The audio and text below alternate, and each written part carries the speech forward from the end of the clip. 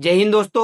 UAE OPEC से बाहर निकल चुका है। ये खबर आप लोगों ने बहुत बार सुन ली होगी, बहुत सारे न्यूज चैनल पे, सोशल मीडिया पे आपने देखी होगी। लेकिन यूएई क्यों बाहर निकला? यूएई को ऐसी क्या जरूरत पड़ गई थी जिस ओपेक में यूएई पहले शामिल हुआ था 1967 के टाइम पर, और उस यूएई को इतना ज्यादा बेनिफिट मिल रहा था? क्योंकि बताया जाता है कि ओपेक जो है वो पूरा ऑयल मार्केट को कंट्रोल में करके रखता है। तो इसका मतलब है कि ओपेक से यूएई को फायदा तो मिल रहा था, लेकिन फिर ऐसी क्या बगावत हो गई यूएई और सऊदी अरब के बीच में, जिसके बारे में आप लोगों ने बहुत ज्यादा हेडलाइंस देखी होगी। तो इन सारी चीजों के बारे में आज हम थोड़ा सा डिटेल में जानेंगे। यूएई और सऊदी अरब की क्या दुश्मनी है और इससे भारत को भी क्या कोई बेनिफिट होने वाला है, इन सारी चीजों के बारे में जानेंगे। ये दोनों वो देश है जिनके बारे में बताया जाता था कि यूएई और सऊदी अरब एक ही थाली में खाना खाने वाले दो ब्रदर्स है। अब आज ये दोनों के दोनों इतने बड़े दुश्मन बन चुके हैं एक दूसरे के कि इनकी एक दूसरे की तरक्की देखी नहीं जा रही। खास करके सऊदी अरब को यूएई की तरक्की देखी नहीं जा रही। इस तरह का जो गेम प्लान इन दोनों देशों के बीच हुआ है, ये कहीं ना कहीं दुनिया के लिए ग्लोबल स्ट्रक्चर को बदलने वाला है। जिसके बाद में बताया जा रहा है कि इन सारी चीजों के बाद जैसे ही यूएई ओपेक से बाहर निकला, आपने ये सारी हेडलाइंस देखी कि यूएई ओपेक से बाहर निकल चुका है, जिसके बारे में बहुत ज्यादा गल्फ कंट्रीज में चर्चा हो रही है, दुनिया के अंदर चर्चा हो रही है ओपेक का छोड़ा जाना। जिसके बाद बताया जा रहा है कि इसका बेनिफिट इंडिया को होगा, और इसका जो बेनिफिट है वो बड़ा बेनिफिट होगा इंडिया को। और बताया जा रहा है कि इसमें कहीं ना कहीं इंडिया का भी हाथ है, क्योंकि अभी अजीत डोभाल साहब यूएई की यात्रा पर गए थे, तो कहीं ना कहीं उसके जो लिंक है वो इस तरह से डॉट कनेक्ट किए जा रहे हैं कि क्या इंडिया के द्वारा इस तरह का कुछ कहा गया है यूएई को कि वो ओपेक को छोड़ दे, और ये सारी चीजें क्या घटित हो रही है दुनिया के अंदर, क्यों अमेरिका इससे खुश है, इन सारी चीजों के बारे में हम जानेंगे। दोस्तों हुआ क्या, दरअसल ओपेक से यूएई के द्वारा ट्वीट कर दिया गया। यूएई का कहना है कि अब मैं ओपेक में नहीं रहने वाला हूं। यूएई ने ओपेक को छोड़ते समय सऊदी अरब को कहा कि मैं क्यों आप लोगों के जो डिमांड रखी गई है कि एक कंट्री सिर्फ इतना ही ऑयल प्रोड्यूस कर सकता है, तो उसको लेकर के जो कोटा कहा जाता है उस कोटे में क्यों फंसा रहा हूं। क्योंकि दुनिया के अंदर वैसे ही तो स्ट्रेट ऑफ हॉर्मुज ब्लॉक होने के बाद ऑयल बिकना बंद हो चुका है, तो थोड़ा बहुत अगर रास्ता बचा है जिससे कि यूएई एक साथ ज्यादा पैसे कमा सकता है, तो क्यों ना मैं वो काम करूं। तो उसने यूएई ने सऊदी अरब का जो कोटा बनाया हुआ था और उस कोटे का जो हेड सऊदी अरब था उसको लीव कर दिया, उसको हटा दिया। उसका कहना है कि मैं अब आपके साथ में नहीं रहूंगा। तो इस तरह के गेम्स हुए हैं। दूसरी तरफ जो डोनाल्ड ट्रंप है, उनके साथ में एक बड़ा गेम पहले हो चुका है। हुआ क्या था कि 1973 के समय पे एक ऑयल क्राइसिस आया था दुनिया के अंदर। उस ऑयल क्राइसिस के टाइम पर यूएई और ये सारे के सारे जो कंट्री थे, गल्फ कंट्री, इन्होंने अमेरिका को भी तेल देने से मना कर दिया था। उसके बाद में यूएस को ये समझ में आ चुका था कि ऑयल के अंदर कंट्रोल करना इन सारे के सारे कंट्रियों के हाथ में है। जब ये चाहेंगे तब ऑयल प्रोड्यूस करेंगे, जब ये चाहेंगे तब ऑयल को बेचेंगे, और जितना ये चाहेंगे उतना ही ऑयल जो है दुनिया के अंदर प्राइस में बिकेगा।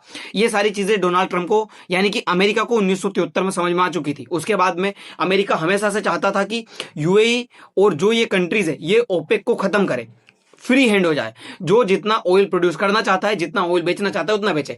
ट्रंप ने तो बहुत बार कहा था कि ये सारे के सारे कंट्री बेवजह ही जो है दुनिया के अंदर ऑयल का प्राइस बढ़ा करके रखे हुए हैं। अगर ये प्रोडक्शन बढ़ा देंगे तो ऑयल का जो प्राइस है वो तो वैसे ही दुनिया के अंदर कम हो जाएगा। लेकिन ये सारे के सारे ओपेक कंट्री ये बढ़ा नहीं रहे थे, जिससे कि डोनाल्ड ट्रंप भी इन सारे के सारे ओपेक कंट्रियों से परेशान थे।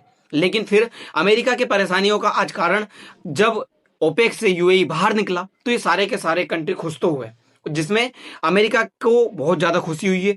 और ये खुशी किस तरह से बढ़ रही है इसका थोड़ा सा आप देखिए कि ओपेक की शुरुआत किस तरह से हुई थी।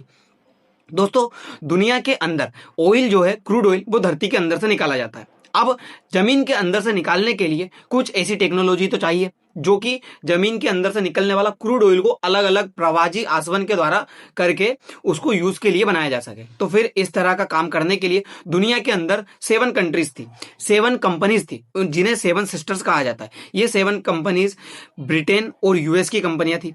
ब्रिटेन और यूएस की कंपनियों ने दुनिया के अंदर जहां पे ऑयल निकाला जाता है उन सारी भूमि को ऊपर कब्जा करना शुरू किया और वहां पे जाकर के ऑयल निकालना शुरू किया। फिर जैसे ही गल्फ कंट्री के अंदर इनको पता चला कि गल्फ कंट्री के अंदर ऑयल बहुत मात्रा में है, तो इन्होंने गल्फ कंट्री के अंदर भी जाकर के ऑयल निकालना शुरू किया। और दुनिया के जितने भी देश के अंदर से ये ऑयल निकालते थे उन सारे के सारे कंट्रीज को थोड़े पैसे वगैरह दे देते थे और रॉयल जो ट्रीटमेंट है वो थोड़ा सा दे देते थे कि जमीन तुम्हारी है लेकिन ऑयल हम निकाल रहे, बेचेंगे हम। तो इस तरह का काम इन जो कंपनीज है इनके द्वारा किया जाता था। लेकिन फिर थोड़ा आगे चल करके जो ये गल्फ कंट्रीज है इनको समझ में आया कि जमीन हमारी, पेट्रोल हमारा, ये सारी की सारी कंपनियां हमारे पास से ऑयल निकाल करके दुनिया के अंदर बेच करके बेनिफिट कमा रही है और हमें सिर्फ थोड़ा सा पैसा दे रही है, तो क्यों ना इन सारी की सारी कंपनियों को हटा दिया जाए। फिर हुआ क्या, 1960 के दशक में इन सारी की सारी कंट्रियां जो कि इन गल्फ कंट्रीज में लगी हुई थी, इनको राष्ट्रीयकरण कर दिया गया, जिसे ही रिफाइनरीज का राष्ट्रीयकरण कहा गया है। ये सारी की सारी कंपनियां अब उन कंट्रीज में, जिन कंट्रीज में लगी हुई थी, उन कंट्रीज की गवर्नमेंट के कंट्रोल में आ गई। फिर उसके बाद में उन कंट्रीज ने इन जो कंपनी है इनको थोड़े पैसे देना शुरू किया और ऑयल खुद प्रोड्यूस करवाती थी और खुद बेचती थी। ऐसे चल करके इन्होंने ओपेक का निर्माण कर लिया। 1960 के अंदर ओपेक का निर्माण हो जाता है, जिसे organisation of the petroleum exporting countries कहा जाता है। इसमें बताया जाता है पहले 13 कंट्रीज थे, जिसमें से अब यूएई बाहर निकल गया है, जिसके बाद में अब इसमें वापस 12 कंट्री बैठ गए। संस्थापक कंट्रीज की बात की जाए तो इसमें सिर्फ 5 कंट्रीज थे, जिसमें से इराक, ईरान, कुवैत, सऊदी अरब और वेनेजुएला थे।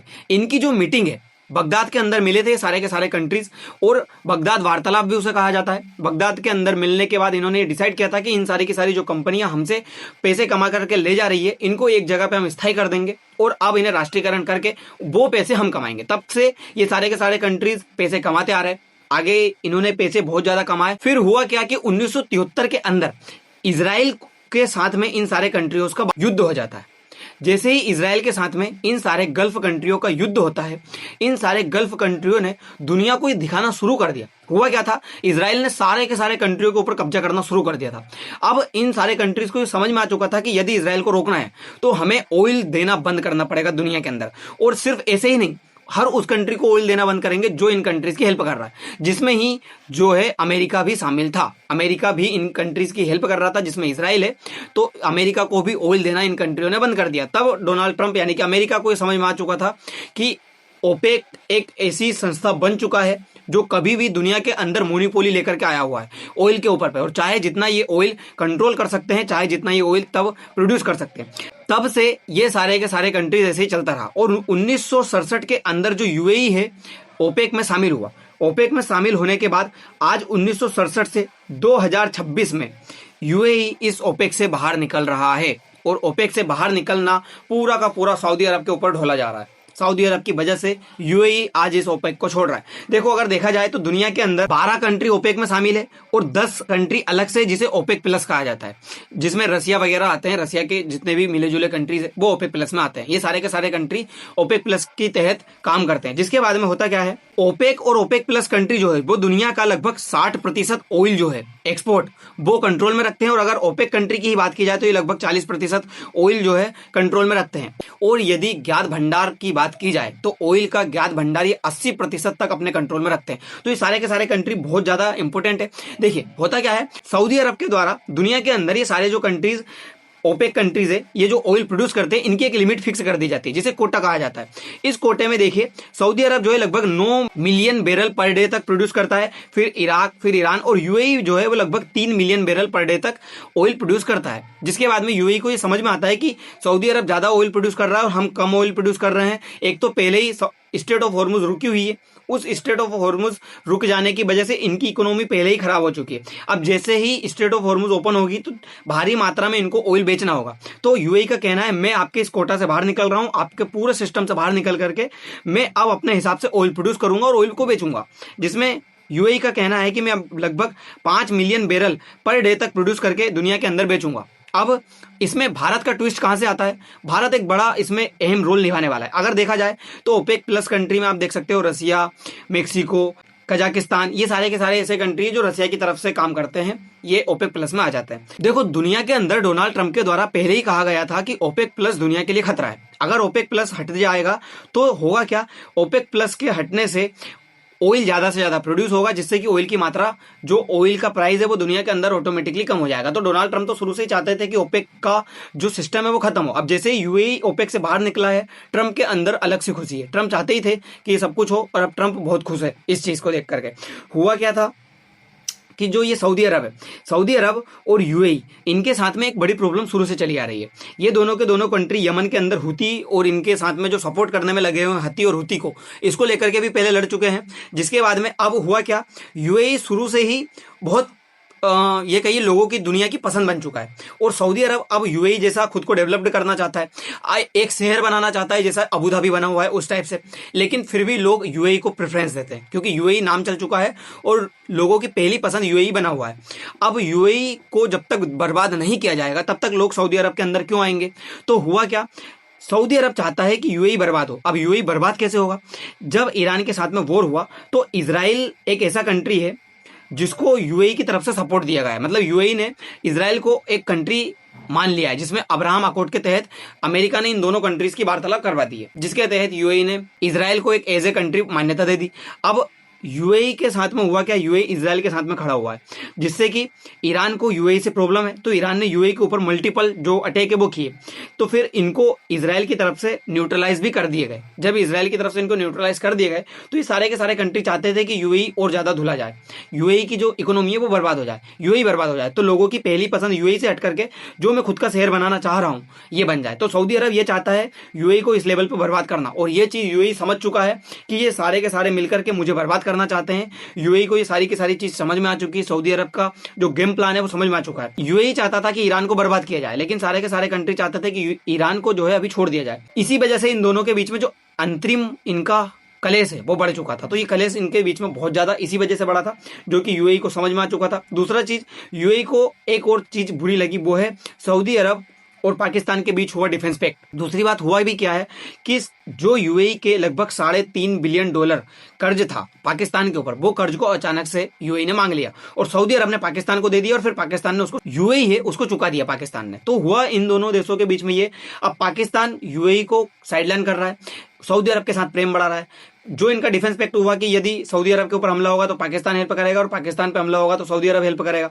इन चीजों के बीच में यूएई को साइडलाइन करना यूएई को कतई पसंद नहीं आ रहा है, और यूएई इन चीजों से बाहर निकलने वाला है। अब अगर देखा जाए कि इंडिया को क्या बेनिफिट होने वाला है, तो देखिए थोड़े दिन पहले, एक दिन पहले ही जो हमारे अजीत डोभाल साहब है वो यूएई के प्रेसिडेंट से मिले हैं। तो बताया जा रहा है कि यूएई के प्रेसिडेंट से मिलकर के भारत के तरफ से ये बताया गया है कि आप ज्यादा से ज्यादा ऑयल प्रोड्यूस करिए।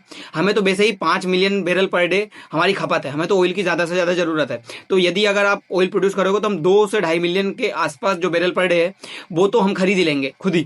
तो हमें आपका जो ऑयल है वो बिक जाएगा और हमें हमारी जरूरत की पूर्ति हो जाएगी। और अगर ज्यादा से ज्यादा ऑयल प्रोड्यूस होगा तो उसका जो प्राइस है वो आप आपके हिसाब से डिसाइड कर सकते हो, आपके हिसाब से कम भी कर सकते हो। तो दुनिया के अंदर ऑयल का जो प्राइस है वो कम होगा, लेकिन एकदम से कम नहीं होगा। जो स्ट्रेट ऑफ हॉर्मुज से रिजर्व खत्म हो चुके हैं, दुनिया के अंदर क्राइसिस आ चुका है, उसको खत्म करने में लगभग 6 महीने के आसपास लग जाएंगे। तो इन चीजों को करने के लिए लगभग 6 महीने लगेंगे। अब ये 6 महीने के बाद ये सारी की सारी चीजें नॉर्मल हो पाएंगी। दोस्तों अब देखना ये होगा भारत को इसमें और कितना बेनिफिट होता है, यूएई कब जो है प्रोड्यूस बढ़ाता है और स्ट्रेट ऑफ हॉर्मुज कब खुलती है। दोस्तों फिलहाल के लिए इतना ही, मिलते हैं अगली वीडियो में, धन्यवाद।